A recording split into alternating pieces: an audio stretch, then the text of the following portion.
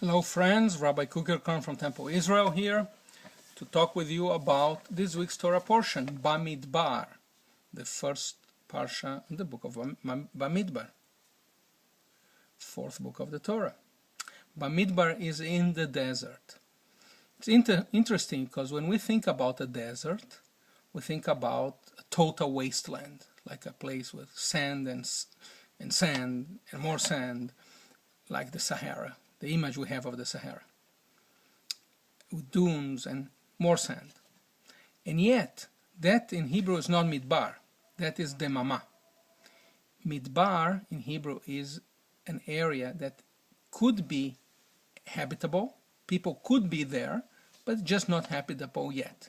It's kind of like the suburbs, kind of like anywhere past 151st Street. You know, we're sure it exists, we've never been there, I guess people could live there, but we don't go that far.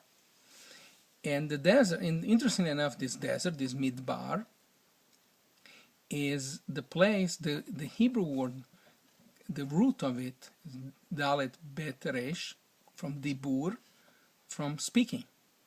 The Midbar is where people go to speak or to hear God talk to them. Why the desert? How could it be that? I think it is because when we go to the desert, we become so aware of how little we are and how insignificant we are as compared with the tremendous magnitude of God's creation. It's a humbling experience. It's a place that by being there, we're capable of beginning to fathom the fact that there's so much more beyond ourselves.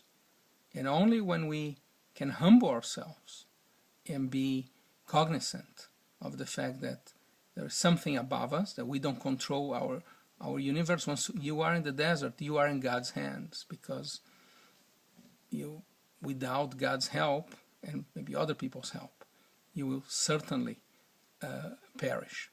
So by becoming aware of our powerlessness, we can open ourselves, open our hearts, open our minds to the magnitude of God, of God's creation.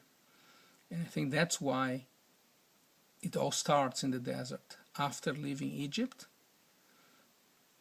the Israelites have to go to a period of purification to rid themselves of the evil influences of Egyptian bondage, of Egyptian paganism, and to begin to understand, both as individuals as well as a group, a collective, that there's a greater force in the universe beyond themselves. I hope each and every one of us can open ourselves to that idea and to make every place we go a midbar.